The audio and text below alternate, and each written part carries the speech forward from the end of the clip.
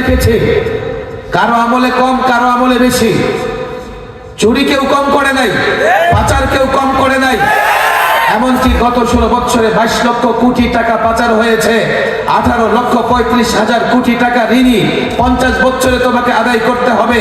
Share বাজার থেকে বাংলাদেশের রিজার্ভ পর্যন্ত লুটপাট করেছে। বলবে আমি অমুক দল করি, তোমার ব্যাংকে অ্যাকাউন্ট আছে, তারা এটা দেখে নাই যে উনি আমার দল করে, ওনার অ্যাকাউন্ট নিব না। শেয়ার বাজারে ব্যবসা করো, শেয়ার বাজার লুটপাট করবার সময় সে কিন্তু দেখে নাই শেয়ার বাজারে আমার দলের লোকের বিনিয়োগ পর্যন্ত আছে। তারপরেও দলের টানে দুর্নীতিবাজ লোকদের পক্ষে থাকো, তুমি বুঝতে পারছো না। ভালো করে বুঝবেন, ইসলামী রাষ্ট্র ব্যবস্থায় সরকারি দল বিরোধী দল নাই, আর প্রচলিত সিস্টেমে সরকারি দল বিরোধী দল আছে। বলে হুজুর না থাকলে সুবিধা কি? সুবিধা কি জানেন? সরকারি দল যারা, সরকার যতই উল্টা করো সবই তার পছন্দ। কোরআন পরিবর্তন করলেও সমস্যা নেই, আমারও সরকার। আবার বিরোধী দল যারা, ওরা আবার সরকারের ভালোটাও পছন্দ করে না। ইসলামী রাষ্ট্রের সরকারি দল বিরোধী দল নাই, মানেটা কি? মানে হচ্ছে শাসক যদি জনগণের কল্যাণে ইসলামের জন্য কাজ করে তো সবাই সরকারি দল, আর শাসক যদি ইসলামের বিরুদ্ধে, কোরআনের বিরুদ্ধে কাজ করে একজনও সরকারি দল নয়, সবাই বিরোধী দল। সবাই মিলে তারা টেনে হেসড়ে ক্ষমতা থেকে নামানো হবে। এবার বলো কোনটা বাছাই করে দিবা? পশ্চিমারা তোমাদেরকে ইসম দিয়ে তোমাদের দেশে গৃহযুদ্ধ লাগিয়ে দিয়েছে। 5 বছর পর পর গৃহযুদ্ধ করে মুসলমান বিশ্বকে শেষ করে দিচ্ছ। আমি বলি খেলাফত ব্যবস্থার দিকে আসো, ইসলামী শাসন ব্যবস্থার দিকে আসো। তোমাকে প্রার্থী হবে না, আমরা তোমাকে সিলেকশন করব, আমরা তোমাকে দায়িত্ব দেব। রাষ্ট্র চালাবে জনগণের কল্যাণের জন্য, যতদিন চালাবে সহযোগিতা করব জনগণের কল্যাণে। ইসলামের কল্যাণে রাষ্ট্র চালাবে না, একদিন ক্ষমতায় থাকতে পারবে না। এই জন্যই মাহফিলে আসে, প্রোগ্রামের জন্য নয়। বাংলাদেশের যুবকদের জাগ্রত করতে চাই, বাংলাদেশের যুবক ছাত্র জনতাকে সঙ্গে নিতে চাই। আগামীর বাংলাদেশ হবে কোরআনের বাংলাদেশ। আগামীর বাংলাদেশে কোনো তন্ত্র মন্ত্র চলবে না। আগামীর বাংলাদেশে রাসূলুল্লাহর সুন্নাহ, রাসূলুল্লাহর আদর্শ চলবে। তোমরা যুবকেরা যদি প্রস্তুত থাকো, আল্লাহর কসম জেল কেটেছি, ফাঁসির মঞ্চে দাঁড়িয়ে ইসলামের পক্ষে কথা বলবো, কোন বাতিলকে ছেড়ে কথা বলবো না।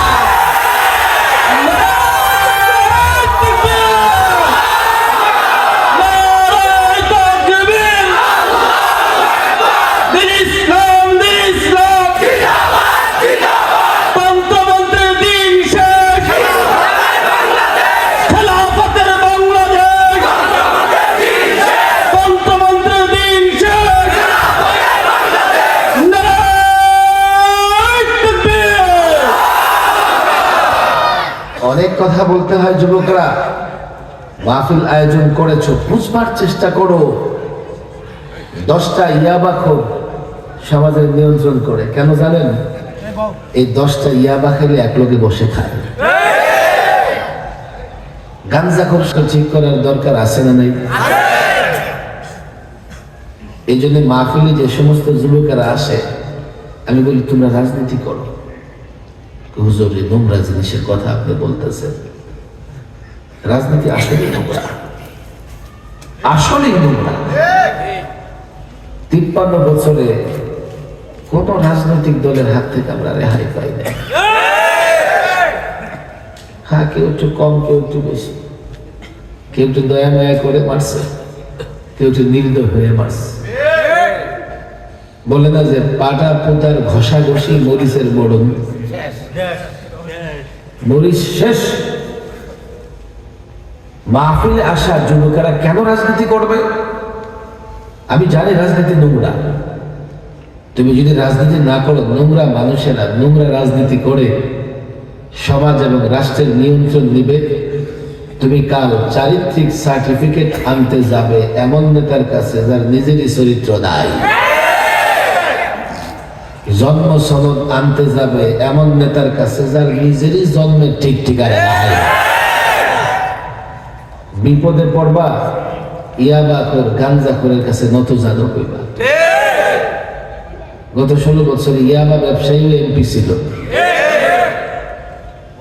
ফেন্সিডিল নিয়ে ধরা খেয়েছে চেয়ারম্যান ও জনপ্রতিনিধি আর মেম্বার। এগুলো তো ইয়াবার গাজাকার বাড়ি। ব্রাহ্মণবাড়িয়ার মতো এক এলাকায় গাঞ্জা করে এমপি হয়ে গেছে, গাঞ্জা করে এমপি হয়ে গেছে। বলে হুজুর নোংরা রাজনীতি করবো না। হ্যাঁ, তুমি ভালো যুবক যখন রাজনীতি করবে সেটা নোংরা থাকবে না। ভাইরে তুমি রাজনীতি করো আর না করো, তুমি কিন্তু রাজনীতি থেকে বাঁচতে পারবা না। কষ্ট হইতেছে কথা? একটু আগেই তো কেছেন করেন করেন, এখন থামেন থামেন। এখনো কি থামেন থামেন এসে গেছেন? মাহফিলের পরোয়া করি না। এবার খুব মজা লাগে, আগামীতে ডিমান্ড বাড়ায় আমার নিয়ে আসবে, এই জন্য মাহফিল করে আমার ইনশাআল্লাহ।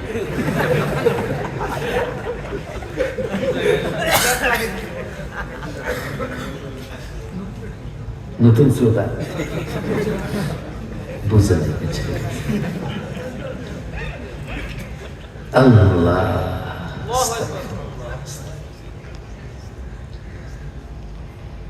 দেশটা পরিচালিত হয় রাজনীতি দ্বারা। রাজনীতিবিদরা যদি ট্রাফিক আইন করে সেটা তোমাকে মানতে হবে। ঘুরে গেলে রাস্তা এদিক দা খোলে এদিক দা লাগায়, আসে না নাই? তোদের কে কইছে মদনপুর চৌরাস্তা বাদ দিয়ে 6 কিলোমিটার ধরে ইউটার্ন দিতে? ইউটার্নে কত দূরে দেখছে? তুমি আধা ঘন্টা আগে আসতে পারতাম। এদিকে দিছি ইউটার্ন কত দূরে নাঙ্গলবন, আবার এদিকে এনে থেকে কাশপুর থেকে এই পর্যন্ত জাম লাগে না। কিন্তু ট্রাফিক রুল তোমাকে মানতে হবে। রাজনীতিবিদরা যদি বিদ্যুতের দাম বাড়ায় দেয় 2-4 দিন লাফালাফি করতে পারবা, বাড়তিটাই দিতে হবে, লাইন কাটা যাবে।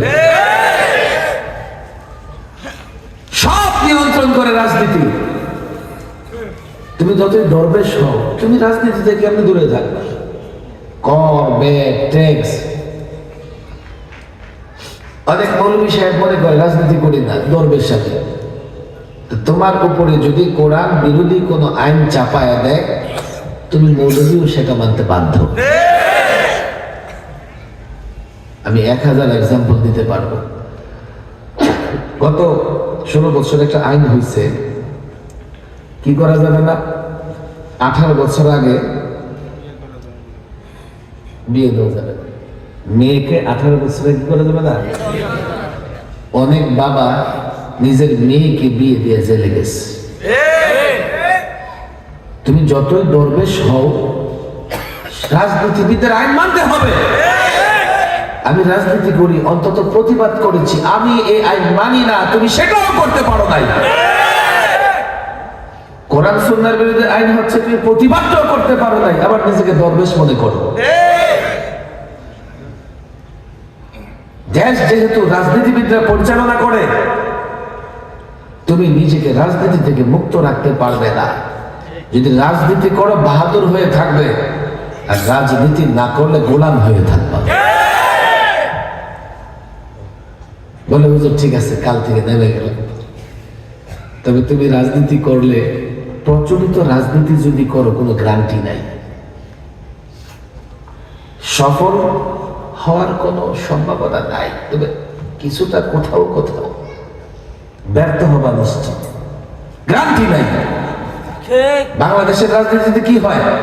এই যুবকেরা মাহফিল আয়োজন করেছে, আমার ভাই তোমার ভাই স্লোগান 20-22 বছর দেওয়ার পরে এই যুবকদের ভেতরে 2-4 জন আঙ্গুল ফুলে কলা গাছ হয়, আর বাকিরা কি করে? শেষ পর্যন্ত গার্মেন্টসে চাকরি করতে বাধ্য হয়, কিংবা বাপ দাদার ভিটা মাটি বিক্রি করে মধ্যপ্রাচ্যে যায়, সেখানে 45 ডিগ্রি সেলসিয়াস তাপমাত্রার নিচে কাজ করে, শরীরের ঘাম আর চোখের পানিতে একাকার হয়ে যায়।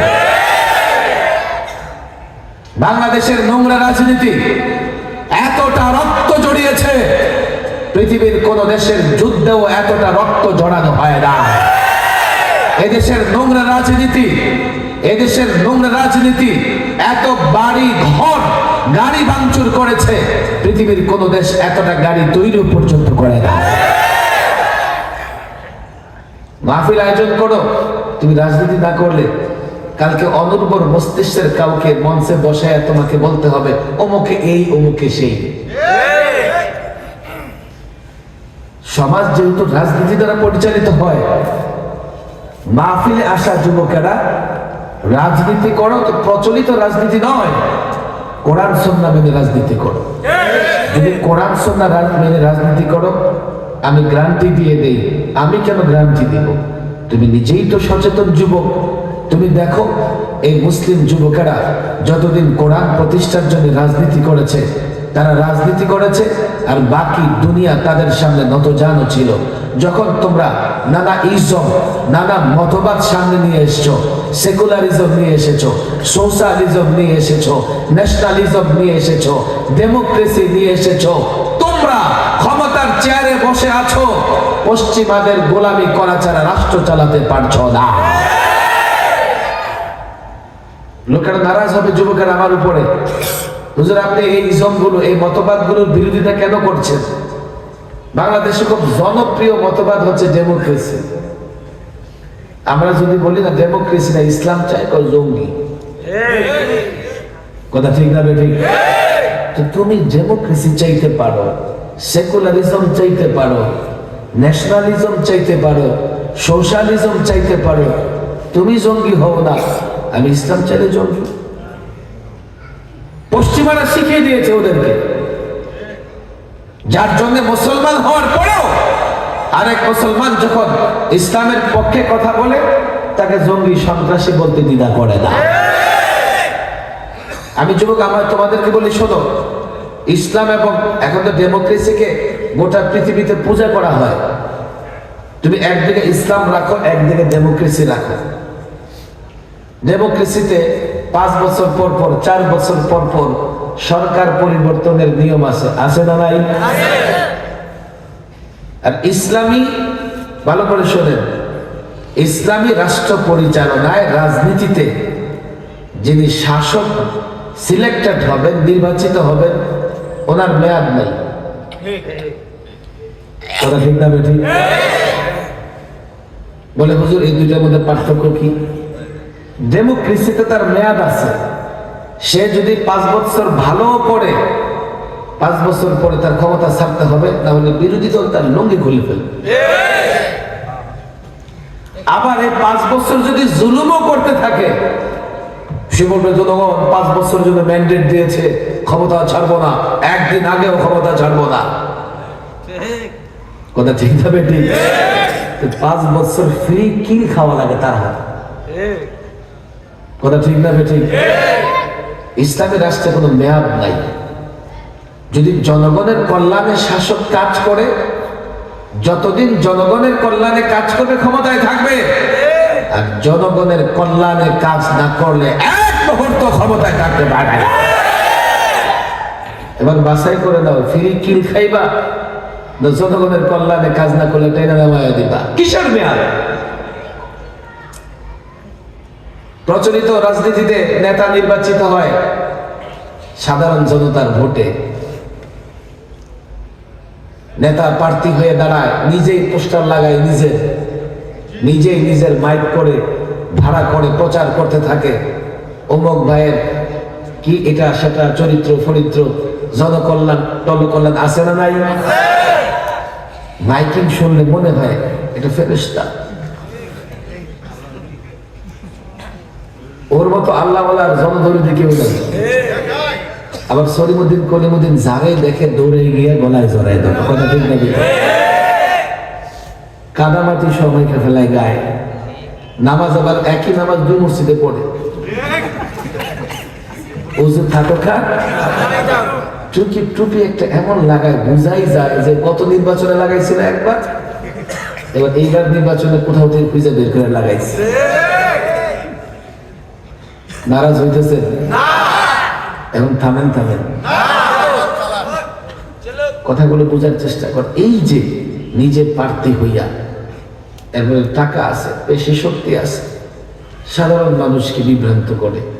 কোন ক্রমে যদি আল্লামা মুফতি আমিন রহিমাল্লাহ বলতেন, প্রচলিত রাজনীতি কি জানো, জরুরত হো তো গাধা को बाप बना लो, अगर जरूरत खत्म हो जाए तो बाप को गाधा बना लो। कोई प्रयोजन হলে গাধারে বাপ ডাকো, ডাকে কি ডাকে না?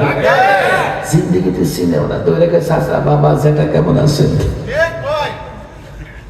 কোনোভাবে যদি চেয়ারে বসতে পারে বাড়ির সামনে কুত্তা থাকবে, দেখা পর্যন্ত করতে পারবেন না।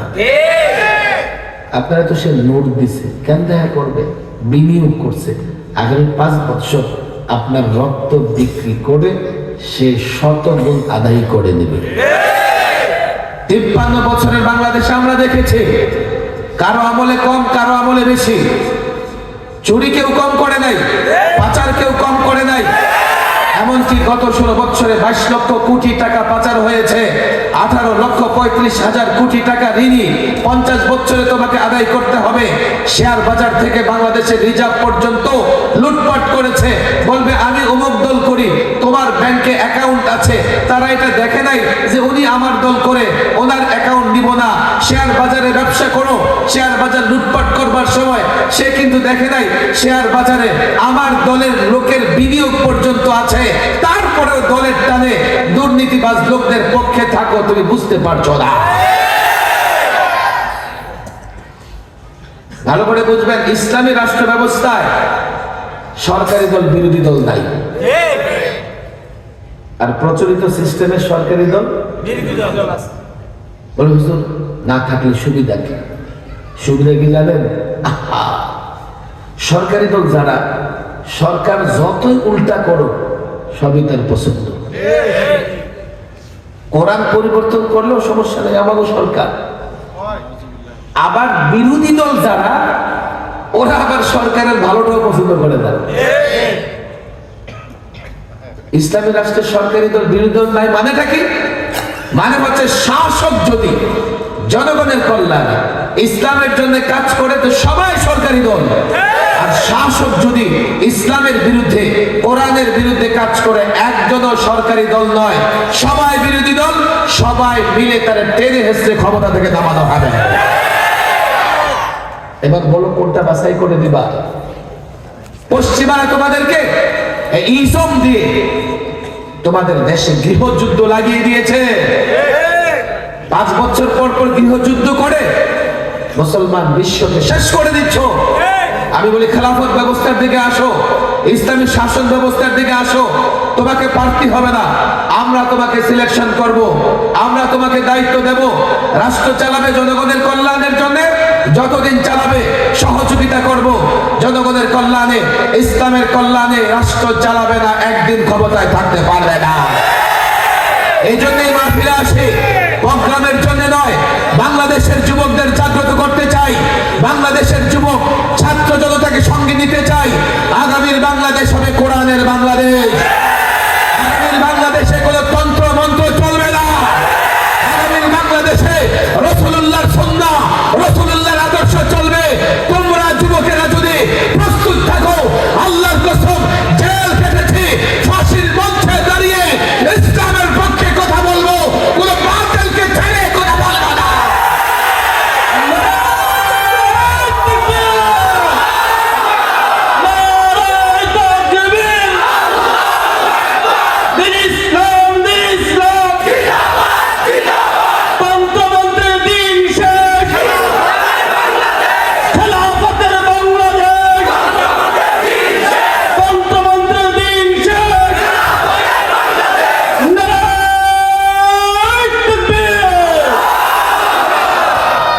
অনেক কথা বলতে হয় যুবকরা, মাহফিল আয়োজন করেছো, বুঝবার চেষ্টা করো। 10টা ইয়াবা খোর সমাজের নিয়ন্ত্রণ করে, কেন জানেন? এই 10টা ইয়াবা খেলে এক লোকে বসে খায়। গাঞ্জা খোর